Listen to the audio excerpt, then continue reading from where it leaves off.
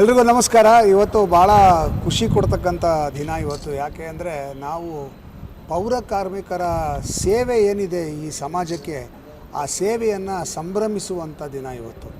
ಸಂಪ್ರದಾಯಗಳನ್ನು ಸಿಹಿಯಾಗಿಸೋಣ ಅನ್ನೋದು ನಮ್ಮ ಉದ್ದೇಶ. ಹಾಗಾಗಿ ಇವತ್ತು ನಮ್ಮ ದಸರಾ ಹಬ್ಬದ ಪ್ರಯುಕ್ತ ನಮ್ಮ ನಾಡಿನಲ್ಲಿ ಸ್ವಚ್ಛತೆಗಾಗಿ ಹಗಲು ರಾತ್ರಿ ದುಡಿತಾ ಇರ್ತಕ್ಕಂಥ ಪೌರ ಕಾರ್ಮಿಕರನ್ನು ನಾವು ಸಂಭ್ರಮಿಸಬೇಕು ಅನ್ನೋದು ನಮ್ಮ ಉದ್ದೇಶ. ನೋಡಿ, ಪ್ರತಿಯೊಂದು ಗಣೇಶ ಹಬ್ಬ ಆಗ್ಬೋದು, ಅಥವಾ ದೀಪಾವಳಿ ಹಬ್ಬ ಆಗ್ಬೋದು, ಅಥವಾ ದಸರಾ ಹಬ್ಬ ಆಗ್ಬೋದು, ಈ ಹಬ್ಬದ ಆಚರಣೆ ಆದಮೇಲೆ ನಾವು ಯಾರೂ ತ್ಯಾಜ್ಯ ವಸ್ತುಗಳ ಬಗ್ಗೆ ಗಮನ ಕೊಡೋದೇ ಇಲ್ಲ. ನಾವು ನಮ್ಮ ಪಾಡಿಗೆ ನಾವು ಅದನ್ನೆಲ್ಲ ಬಿಸಾಕ್ಬಿಟ್ಟು ಹೋಗ್ತೀವಿ. ಆದರೆ ನಗರವನ್ನು ಸ್ವಚ್ಛವಾಗಿಡಬೇಕು ಅನ್ನೋ ಉದ್ದೇಶದಿಂದ ಈ ಹಬ್ಬ ಹರಿದಿನಗಳ ಮಾರನೇ ದಿವಸ ಈ ಪೌರ ಕಾರ್ಮಿಕರು ಪಡುವ ಕಷ್ಟ ಇದೆಯಲ್ಲ, ಸೇವೆ ಇದೆಯಲ್ಲ, ಅದನ್ನು ನಾವು ಪದಗಳಲ್ಲಿ ವರ್ಣಿಸೋದಕ್ಕಾಗೋದಿಲ್ಲ. ಅಂಥ ಒಂದು ಶ್ರಮಜೀವಿಗಳವರು. ಅವರಿರೋದಕ್ಕೇ ಅಷ್ಟು ಇಷ್ಟು ಸ್ವಚ್ಛತೆ ನಮ್ಮ ಊರಿನಲ್ಲಿ ನಾವು ಕಾಣಬಹುದು. ಅಂಥ ಪೌರ ಕಾರ್ಮಿಕರಿಗೆ ಒಂದು ಪ್ರೊಟೆಕ್ಟಿವ್ ಗೇರ್ ಕೊಡಬೇಕು. ಅವರು ಕೂಡ ಹಬ್ಬವನ್ನು ಸೆಲೆಬ್ರೇಟ್ ಮಾಡಬೇಕು, ಅವರು ಕೂಡ ಹಬ್ಬವನ್ನು ಆಚರಿಸಬೇಕು, ಸಂತೋಷ ಪಡಬೇಕು ಅನ್ನೋ ಉದ್ದೇಶದಿಂದ ಕರ್ನಾಟಕದಾದ್ಯಂತ ನಾವು ಎಲ್ಲೆಲ್ಲಿ ಪೌರ ಕಾರ್ಮಿಕರ ಸೇವೆ ನಡೀತಾ ಇದೆಯೋ ಅಲ್ಲೆಲ್ಲ ಕಡೆ ಹೋಗಿ ಆ ಪೌರ ಕಾರ್ಮಿಕರಿಗೆ ಸಿಹಿಯನ್ನು ಹಂಚುತ್ತಾ, ಹಾಗೆ ಪ್ರೊಟೆಕ್ಟಿವ್ ಗೇರನ್ನು ಕೊಡ್ತಾ, ಅವರಿಗೆ ಒಂದು ಹಬ್ಬನ ಸೆಲೆಬ್ರೇಟ್ ಮಾಡಬೇಕು ಅಂದರೆ ಮನೆಗೆ ಬಂದವ್ರಿಗೆ ಏನು ಕೊಡ್ತೀವಿ ನಾವು? ಒಂದು ಬಟ್ಟೆ ಕೊಡ್ತೀವಿ, ಒಂದು ಸ್ವೀಟ್ ಕೊಡ್ತೀವಿ, ಒಂದು ಊಟ ಹಾಕ್ತೀವಿ. ಇಷ್ಟದನ್ನು ಮಾಡೋದು ನಾವು. ಅದನ್ನೇ ಮಾಡಬೇಕು ಅಂತ ಹೇಳಿ ನಾವು ಅವರಿಗೆ ಸ್ವೀಟ್ ಕೊಟ್ಟು, ಒಂದು ಪ್ರೊಟೆಕ್ಟಿವ್ ಗೇರ್ ಕೊಟ್ಟು, ಅವರು ಕೆಲಸದಲ್ಲಿ ಬಿಸಿಲಲ್ಲಿ ಅವರು ಕೆಲಸ ಮಾಡುವಾಗ ಅವರಿಗೆ ದಣಿವಾಗದೇ ಇರೋ ಹಾಗೆ ಅವರಿಗೆ ಒಂದು ಪ್ರೊಟೆಕ್ಟಿವ್ ಗೇರ್ನ ಕೊಟ್ಟು ನಾವು ಅವರನ್ನು ಸಂಭ್ರಮಿಸ್ತಾ ಇದ್ದೀವಿ. ಆ ಒಂದು ಮಹತ್ ಕಾರ್ಯವನ್ನು ಇಂಡಿಯಾ ಸ್ವೀಟ್ ಹೌಸ್ ಹಮ್ಮಿಕೊಂಡಿದೆ. ಇದು ಎಲ್ಲ ಕಡೆ ನಡೀತಾ ಇದೆ. ಬೆಂಗಳೂರಾದ್ಯಂತ ಮತ್ತು ಬೆಂಗಳೂರಿನ ಹೊರಭಾಗದಲ್ಲಿ ಸುಮಾರು 10 ಜಾಗದಲ್ಲಿ ಇದು ಯಶಸ್ವಿಯಾಗಿ ನಡೀತಾ ಇದೆ. ಇವತ್ತು ಬೆಂಗಳೂರಲ್ಲಿ ನಾವು ಇದನ್ನು ಮಾಡಬೇಕು ಅನ್ನೋ ಉದ್ದೇಶದಿಂದ ಇಲ್ಲಿ ಸೇರಿದ್ದೀವಿ. ಸೊ ನಮ್ಮ ಈ ಒಂದು ಕಾರ್ಯ ಏನಿದೆ, ಇದರ ಬಗ್ಗೆ ಮಾಧ್ಯಮದವರ ಸಹಕಾರ ಬಹಳ ಮುಖ್ಯವಾಗಿದೆ.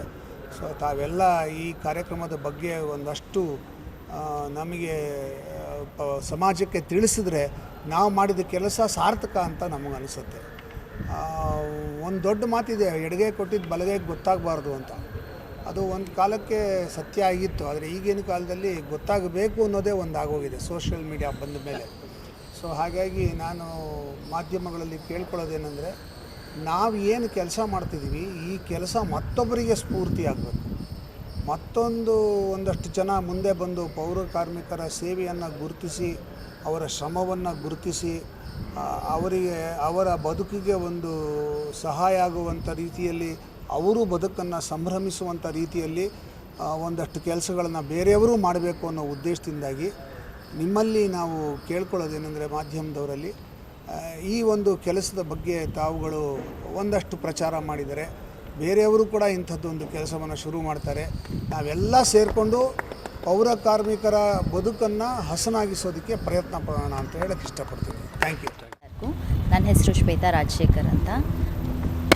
ನಾನು ರಾಜೇಶ್ ಮೆಹ್ತಾ. ಸೊ ರಾಜೇಶ್ ಮೆಹ್ತಾ ಅವರು, ನಾನು ಮತ್ತು ವಿಶ್ವನಾಥ್ ಅವರು 3 ಜನ ಇಂಡಿಯಾ ಸ್ವೀಟ್ ಹೌಸ್ನ ಇವಾಗ 4 ವರ್ಷದ ಕೆಳಗೆ ಶುರು ಮಾಡಿದ್ವಿ. ಈ ತಿಂಗಳು ನಮ್ಮ 50ನೇ ಸ್ಟೋರ್ ಓಪನ್ ಆಗ್ತಾ ಇದೆ. ಬೆಂಗಳೂರು ಅಲ್ದಿರ ಮೈಸೂರು, ತುಮಕೂರು, ಶಿವಮೊಗ್ಗ, ಹಾಸನ್, ಉಡುಪಿ, ಮಂಗಳೂರು, ಹೀಗೆ ಹಲವಾರು ಕಡೆ ಕರ್ನಾಟಕದಾದ್ಯಂತ ನಮ್ಮ 50 ಮಳಿಗೆಗಳು ಇದೆ ಇವಾಗ. ಸೊ ಈ ದಸರಾ, ದೀಪಾವಳಿ, ಈ ಹಬ್ಬಗಳ ಹಬ್ಬ ಅಂತ ಬಂದಾಗ ನಾವು ಜನರಲಿ ಮನೆಯಲ್ಲಿ ಎಲ್ಲರೂ ಹೊಸ ಬಟ್ಟೆಗಳು ಹಾಕೋತೀವಿ, ಸ್ವೀಟ್ಸ್ ಮಾಡ್ತೀವಿ, ಸಂಭ್ರಮದಿಂದ ಎಲ್ಲ ಆಚರಿಸ್ತೀವಿ. ನಮ್ಮ ಯೋಚನೆ ಯಾರ ಕಡೆಗೆ ಹೋಯಿತು ಅಂತಂದರೆ, ನಮ್ಮ BBMP ಪೌರ ಕಾರ್ಮಿಕರು ಪ್ರತಿನಿತ್ಯ ನಾವು ನಮ್ಮನೆ ಹೇಗೆ ಕ್ಲೀನ್ ಮಾಡ್ಕೋತೀವೋ, ನಮ್ಮ ಇಡೀ ಊರನ್ನ ಅವ್ರ ಮನೆ ಅಂತ ಅಂದ್ಕೊಂಡು ಅಷ್ಟು ಕಾಳಜಿಯಾಗಿ ಪ್ರತಿದಿನ ಬೆಳಗ್ಗೆ ಸಿಟಿನೆಲ್ಲ ಕ್ಲೀನ್ ಮಾಡೋ ಕಡೆ ಅವರು ಹೊರಡ್ತಾರೆ. ನಾವೆಲ್ಲ ಹಬ್ಬ ಆಚರಿಸ್ತಾ ಇದ್ದರೆ ಅವರೆಲ್ಲ ಅವ್ರ ಕರ್ತವ್ಯ ಮಾಡ್ತಾ ಇರ್ತಾರೆ. ನಾವು ಒಂದಿನ ಅವರು ಎತ್ಕೊಂಡು ಹೋಗಿ ಕಸ ನಮ್ಮ ಮನೆ ಮುಂದೆ ಎತ್ಕೊಂಡು ಹೋಗದೇ ಇದ್ದರೆ ಅದರದ್ದು ಗೊತ್ತಾಗುತ್ತೆ. ಬಟ್ ದಿನ ತೊಗೊಂಡು ಹೋಗ್ತಿರೋವಾಗ ನಮಗೆ ಏನು ನಡೀತಿದೆ, ಯಾರು ಬಂದು ಯಾವಾಗ ತೊಗೊಂಡು ಹೋಗ್ತಾರೆ, ಏನಾಗುತ್ತೆ ಏನೂ ಗೊತ್ತಾಗೋದಿಲ್ಲ.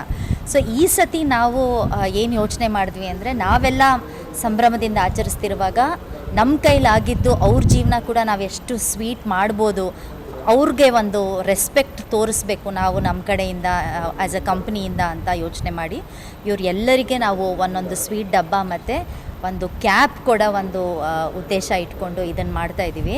ಈ ಐಡಿಯಾನ ನಾವು ನಮ್ಮ ಕಮಿಷನರ್ ಅವ್ರ ಹತ್ರ ಹೇಳಿದಾಗ ತುಂಬ ಸಂತೋಷಪಟ್ಟರು. ದಟ್ ನಮ್ಮ ದೇಶದ, ನಮ್ಮ ನಾಡಿನ ಹೀರೋಗಳನ್ನ ನಾವು ಗೌರವ ಕೊಡ್ತಾಯಿದ್ದೀವಿ ಅಂದಾಗ ಅವರು ಇದನ್ನು ಒಳ್ಳೆ ಇನಿಷಿಯೇಟಿವ್ ಅಂತ ಹೇಳಿದ್ರು. ನಿಮ್ಮ ಥರ ಸುಮಾರು ಜನ ಇದನ್ನು ಮಾಡಿದ್ರೆ, ನಮ್ಮ ಪೊಲೀಸ್ ಅವ್ರು ಇರ್ಬೋದು ಅಥವಾ ನಾವು ನೋಡದೇ ಇರೋ ಹೀರೋಗಳು ಇವರೆಲ್ಲ ಪ್ರತಿನಿತ್ಯ ನಮ್ಮ ಸಿಟಿನ ಕ್ಲೀನ್ ಮಾಡೋರು. ಸೊ ನಮಗೆ ಆ್ಯಕ್ಚುಲಿ ಆ ಸಿಟಿಸನ್ಸ್ ನಮಗೆ ಕೊಟ್ಟಿರೋದು ಮೂರೇ ಕರ್ತವ್ಯ: ವೇಸ್ಟ್ ಸೆಗ್ರಿಗೇಟ್ ಮಾಡಿ, ಟ್ರಾಫಿಕ್ ರೂಲ್ಸ್ ಫಾಲೋ ಮಾಡಿ, ಮತ್ತು ನೀರನ್ನ ಮಿತವಾಗಿ ಬಳಸಿ ಅಂತ. ಬಟ್ ನಾವು ಮಾಡದೇ ಇರೋದನ್ನ ಎಲ್ಲದನ್ನು ನೋಡ್ಕೊಂಡು ಅವ್ರುಗಳು ಮಾಡ್ತಾರೆ. ನಮ್ಮ ಕರ್ತವ್ಯ ಅಟ್ಲೀಸ್ಟ್ ಹೀಗಾದರೂ ನಾವು ಅವರನ್ನು ಗೌರವ ತೋರಿಸ್ಬೇಕು ಅಂತ ಹೇಳಿ ನಾವು ಈ ಇನಿಷಿಯೇಟಿವ್ನ ತೊಗೊಂಡಿದ್ದೀವಿ.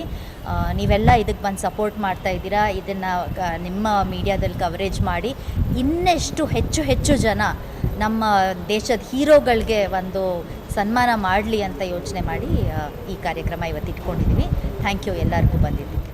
ಈ ಹಬ್ಬ ಆದಮೇಲೆ ನೆಕ್ಸ್ಟ್ ಡೇ ಆ ಮನೆ ಆಚೆ ಬಂದಾಗ ಎಷ್ಟೊಂದು ಕಸ ಎಲ್ಲ ಕಡೆ ಗೂಡಿರುತ್ತೆ. ನಾವು ಹೇಳ್ತೀವಿ ಯಾರು ಕ್ಲೀನ್ ಮಾಡಲ್ಲ, ಇದು ಮಾಡಲ್ಲ, ಅದು ಮಾಡಲ್ಲ ಅಂತ.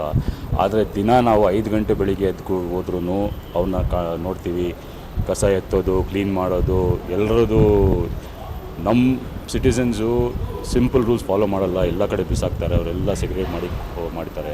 ಇದೇ ಥರ ಹೇಳ್ದಂಗೆ ಪೊಲೀಸವರಾಗಲಿ, ನಮ್ಮ ಸ್ವಚ್ಛ ಕಾರ್ಮಿಕರುಗಳಾಗಲಿ, ಬೇರೆ ಡಿಪಾರ್ಟ್ಮೆಂಟ್ಸ್ಗಳಾಗಲಿ, ನಾವು ಯಾವತ್ತೂ ಅವನ್ನ ಗೌರವ ಕೊಡಲ್ಲ, ಅವ್ರನ್ನ ಥ್ಯಾಂಕ್ ಯು ಹೇಳಲ್ಲ. ಇದು ನಮ್ಮ ಕಡೆಯಿಂದ ಒಂದು ಸಿಂಪಲ್ ವೇ ಥ್ಯಾಂಕ್ ಯು ಹೇಳಲಿಕ್ಕೆ.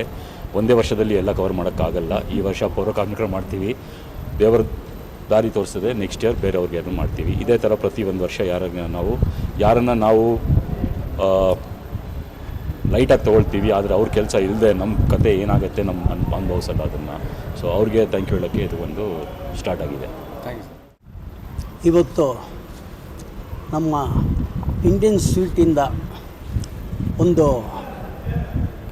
ಹಬ್ಬ ಆಚರಣೆ ಇರ್ಬೋದು, ಪ್ಲಸ್ ಕಾರ್ಮಿಕರ ದಿನಾಚರಣೆ ಇರ್ಬೋದು. ಈ ಕಾರಣದಿಂದ ನಿಜವಾಗ್ಲೂ ಅವ್ರಿಗೆ ದೇವರ ಆರೋಗ್ಯ ಐಶ್ವರ್ಯನ ಕೊಡಬೇಕಾಗುತ್ತೆ. ಬಡವರಿಗೆ ಈ ರೀತಿ ಹಂಚ್ಕೊಂಡು ತಿನ್ನೋದ್ರಲ್ಲಿ ತುಂಬ ತೃಪ್ತಿಕರವಾಗಿರುತ್ತೆ. ನೋಡಿ, ₹1 ಸಂಪಾದನೆ ಮಾಡಿದ್ರೆ ಅದನ್ನು 2 ಮಾಡೋದು ಹೆಂಗೆ ಅಂತ ಯೋಚನೆ ಮಾಡೋ ಜನಕ್ಕೆ ಇಂಥವ್ರು ಸಿಕ್ಕೋದೇ ತುಂಬ ಕಷ್ಟ. ಈ ಬಡವ್ರು ನೆನೆಸ್ಕೊಂಡು ಮಾಡ್ತಾ ಇದ್ದಾರಲ್ಲ, ರಿಯಲಿ ಗ್ರೇಟ್. ಅಂದರೆ ಇಲ್ಲಿ ಏನಾಗುತ್ತೆ ಅಂದರೆ, ಒಬ್ಬ ಡಾಕ್ಟ್ರ್ ಮಾಡದೇ ಇರೋ ಕೆಲಸ ನಮ್ಮ ಪೌರ ಕಾರ್ಮಿಕ ಮಾಡ್ತಾನೆ. ಬೆಳಗ್ಗೆ 5 ಗಂಟೆಗೆ, ಬೆಳಗಿನ ಜಾವ 5 ಗಂಟೆಗೆ ಎದ್ದು ಕ್ಲೀನ್ ಮಾಡಿ ಬಂದ ಮೇಲೇ ಎಲ್ಲರೂ ಡ್ರೆಸ್ ಮಾಡ್ಕೊಂಡು ನಂತರ ನಿಮ್ಮ ಥರ ಡ್ರೆಸ್ಗಳು ಮಾಡಿಕೊಂಡು ಬಂದು ಆಫೀಸ್ಗಳಲ್ಲಿ ಮೀಟ್ ಮಾಡೋದು. ನನ್ನ ಜನ ಕೋವಿಡಲ್ಲಾಗಲಿ ಒಂದು ದಿನ ತಪ್ಪದೇ, ಕೋವಿಡಲ್ಲಿ ಒಂದು ದಿನ ತಪ್ಪದೇ ಎಷ್ಟೋ ಜನ ಸತ್ತರು, ಎಷ್ಟೋ ಜನ ಜೀವಂತವಾಗಿದ್ದಾರೆ. ಬಟ್ ಅವ್ರಿಗೆ ರಿಯಲಿ ಎಷ್ಟೋ ಜನ ಇಂಥವ್ರು ಇದ್ದಾರೆ, ಅವರೆಲ್ಲ ಹೂ ಎರಚಿ ಅವ್ರಿಗೆ ಸನ್ಮಾನ ಮಾಡಿದ್ದಾರೆ. ಅಲ್ಲಿ ಅದು ತುಂಬ ಕಮ್ಮಿ ಅಂತ ನನ್ನ ಲೆಕ್ಕಾಚಾರ. ಯಾಕಂದರೆ ಅವ್ರಿಗೆ ಅರ್ಥ ಆಗಲ್ಲ ಜನ ಏನು ಮಾಡ್ತಾಯಿದ್ದಾರೆ ಅಂತೆ. ಆ ಕಸನ ನಾವೇನಾದ್ರು ತೆಗೆದೇ ಹೋದರೆ, ಒಂದು ದಿನ ನಾವೇನಾದರೂ ಎಲ್ಲರೂ ಟೂಲ್ ಡೌನ್ ಮಾಡಿ ಕೈಗಳು ಬಿಟ್ಬಿಟ್ರೆ ಬೆಂಗಳೂರು ನಗರ ಸತ್ಯನಾಶ ಆಗೋಗುತ್ತೆ, ಬರಬಾರ್ದು ರೋಗಗಳು ಬರುತ್ತೆ. ಆ ರೀತಿ ಇರೋದು. ಇವ್ರಿಗೆ ಕಷ್ಟ ಸುಖ ಯಾರಿಗೂ ಅರ್ಥನೇ ಆಗಲ್ಲ.